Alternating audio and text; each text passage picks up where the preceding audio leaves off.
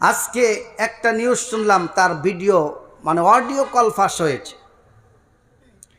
Madam বলতেছে আল্লাহ আমাকে বাঁচিয়েছেন, 21-এ ওই যে গ্রেট হামলা সেখান থেকেও বাঁচিয়েছে, এই যে ছাত্রদের আন্দোলন থেকে আমাকে বাঁচিয়েছে। কারণ কি জানেন, উনি বলতেছে আল্লাহ বুঝি আমাকে দিয়ে আবারও এই বাংলাদেশকে খেদমত করাবে, এর জন্য আল্লাহ আমাকে বাঁচিয়ে রাখছে। ইউটিউবে দেখবেন ভিডিও কল ফাঁস হয়েছে, অডিও কল। উনি এইভাবেই বলতেছে আল্লাহ আমাকে আবার রাজত্ব দেবেন, আবার ক্ষমতায় বসাবেন, এর জন্য আমাকে বাঁচিয়ে রেখেছেন। এরকম করে করে আর্তনাদ করছে ইউটিউবের মধ্যে, অডিওতে। আমি আসার সময় শুনলাম এই ঘটনা। এ মুসলমান ভাইয়েরা, এদেশের রাজনীতি করতে গিয়ে আল্লাহর কোরআন বাইতুল মোকাররমের পাশে কোরআনের গায়ে আগুন জ্বালিয়ে দিয়েছে। কোরআনের গায়ে আগুন জ্বালিয়ে দিয়ে সাধারণ মুসলমান, হেফাজতে ইসলাম, জামাত, শিবির তাদের উপরে দোষ চাপিয়ে দিয়েছে, তারা নাকি কোরআনের গায়ে আগুন দিয়ে ফেলেছে। এদেশে কোরআন নিয়ে রাজনীতি হয়, ঠিক কিনা বলেন? মানে আগুনে পুরায় রাজনীতি হয়। আবার অনেকেই দেখতেছি বলতেছে কোরআন আর রাজনীতি এক নয়। আজকেও দেখলাম, আহারে এত বড় দলের মহাসচিব, তাকে ভালো লাগে আমার। ওনার মুখ দিয়ে যখন এই কথা শুনি তখন আর ভালো লাগে না। উনি বলতেছে যে কোরআন আর রাজনীতি এক নয়, ধর্ম আর রাজনীতি কোরআন এক নয়, এটা সব আলাদা, ডিফারেন্স। এটা যদি আলাদা ডিফারেন্স হয় তাহলে আল্লাহ কোরআনে কেন বললেন তাবারাকাল্লাযী বিয়াদিহিল মুলকু ওয়া হুয়া আলা কুল্লি শাইইন কাদির।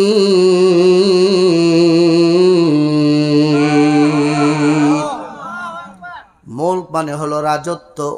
এই তামাম পৃথিবীর আসমান জমিন যা আছে এই সব রাজত্বের একজন মালিক, তিনি কে? আরো জোরে বলেন, তিনি কে?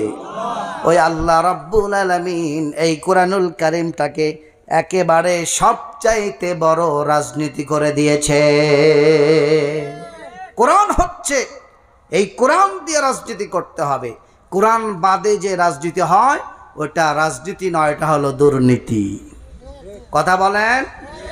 একমাত্র কোরআন দিয়ে কেউ যদি জীবন পরিচালনা করে, কোরআন দিয়ে যদি রাষ্ট্র পরিচালনা করে, এই জমিনে আল্লাহর কসম করে বলতে পারি আর ধর্ষণ হবে না।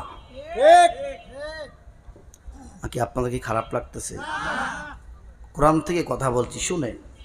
এই দেশে আর কোনো চুরি থাকবে না, এই দেশে আর কোনো ধর্ষণকারী থাকবে না, ঠিক কিনা বলেন? কি জন্য থাকবে না? আল্লাহ রাব্বুল আলামিন কোরআনুল কারীমে জানাচ্ছেন আয-যানিয়াতু ওয়াজ-যানি ফাজলিদু কুল্লা ওয়াহিদিম মিনহুমা মিআতা জালদা। আল্লাহু আকবার বলেন। আল্লাহ রাব্বুল আলামিন বলছেন কোরআনুল কারীমের মধ্যে, কোন জিনাকার আর জিনাকারিনী যদি ধরা পড়ে যায়, যদি 4 জন সাক্ষী পাওয়া যায়, বিবাহিত কোনো পুরুষ যদি জিনা করে, বুক পর্যন্ত পুঁতে দাও আর পাথর মারতে থাকো, পাথর মারতে থাকো যতক্ষণ পর্যন্ত দুনিয়ার থেকে বিদায় না হয়ে যাবে। পরের অপশনে আল্লাহ রাব্বুল আলামিন জানাচ্ছেন কোনো অবিবাহিত পুরুষ যদি জিনা করে 100টা বেতের বাড়ি দাও, যদি বেঁচে যায় ছেড়ে দাও, আর যদি মরে যায় পুঁতে দাও। কার আইন? জোরে বলেন, কার আইন? কার কথা? আল্লাহ পাক অপর আয়াতে আবার বলছেন আস-সারিকু ওয়াস-সারিকাতু ফাকতাউ আইদিয়াহুমা জাযাআম বিমা কাসাবা নাকালাম মিনাল্লাহ।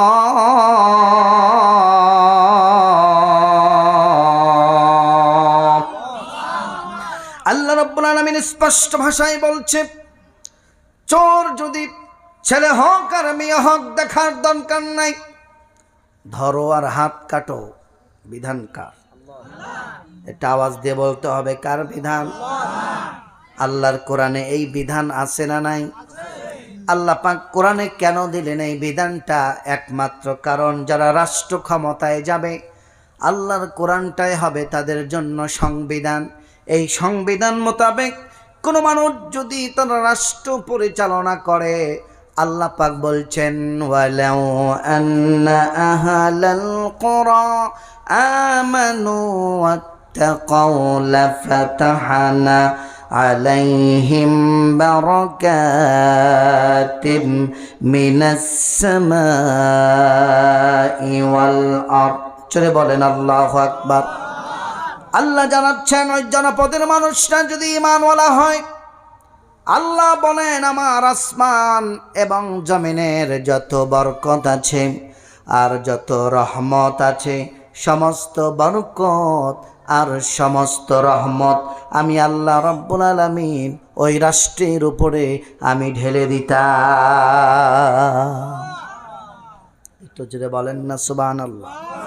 এই কথাগুলো কার? আচ্ছা বলেন তো, 54 বছরের মধ্যে আল্লাহর কোরআনুল কারিমের এই বিধান পার্লামেন্টে নিয়ে যাওয়ার জন্য এই দেশে একদল আন্দোলন করে, তার নাম কি? শুধু জামাত নয়, হেফাজত আছে, জামাত আছে, ওলামায়ে কেরামের অনেক দল আছে। তারা চায় আল্লাহ রাব্বুল আলামিনের এই কোরআন দিয়া পার্লামেন্ট চলবে, ঠিক কিনা বলেন? আচ্ছা বলেন তো দেখি, কেউ যদি আল্লাহর কোরআন দিয়া পার্লামেন্টে চালায় তাহলে এই সমাজে কি আর অশান্তি থাকে নাকি? জোরে বলেন, আরো জোরে বলেন। তাহলে এই দেশের সব সরকার চায় বাংলাদেশে যাতে কোনো অশান্তি না হয়। আমি বলি, অশান্তি যদি দূর করতে চাও, ওই কালমাসের প্রেসক্রিপশন দিয়া, দিল্লির প্রেসক্রিপশন দিয়া এই সমাজে শান্তি আনা সম্ভব নয়। যদি শান্তি পেতে চাও, আল্লাহর কোরআনের বিকল্প কিছু হতে পারে না, ঠিক কিনা বলেন? তাহলে আল্লাহর এই কোরআনকে পার্লামেন্টে নিয়ে যাওয়ার দরকার আছে না নাই? আপনার অধিকাংশ মানুষ কথা বলতেছেন না, কারণ কি? ভালো লাগতেছি না? হ্যাঁ, নাকি খারাপ লাগতেছে আপনাদের? আমি কি রাজনীতির কথা বলতেছি নাকি? আল্লাহর কোরআনের কথা বলতেছি। কোরআনের কথা যদি ভালো না লাগে তাহলে তো আবু জেহেলের দলে চলে যাওয়া লাগবে, ঠিক কিনা কন? কোরআনের কথা ভালো লাগে নাই, আবু জেহেল মার্কা যারা তাদের, ঠিক কিনা? আজও একদল এখনো কথা বলতেছে এই কোরআনের বিরুদ্ধে, তাফসির মাহফিলের বিরুদ্ধে। আবার দেখলাম আজহারি একটা কথা বলছে, একদল খায়া গেছে আর একদল খাওয়ার জন্য রেডি আছে। ওরে বাবা, এই কথা নিয়ে অবস্থা খারাপ।